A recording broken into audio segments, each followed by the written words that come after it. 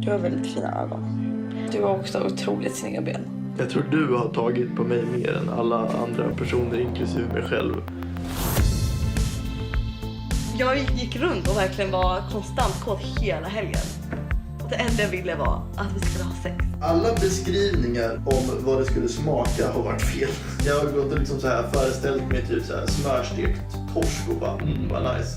Jag känner att jag redan har berättat mer än vad vi kommer överens om. När han säger vad han vill göra så låter det inte som att han aldrig har haft sex. Och så kryper jag ju ner så jag är på dina 4.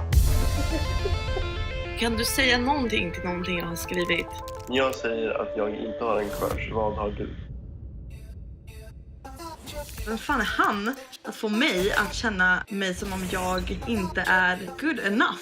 Hejdå, puss! Fuck you. Jag är så jävla mycket bättre än good enough. Snälla, kan bara få ha bra sex det här jävla året.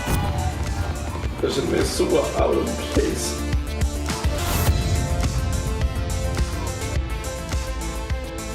Hur du är hade inte varit konstigt om du var en oerfaren 17-åring.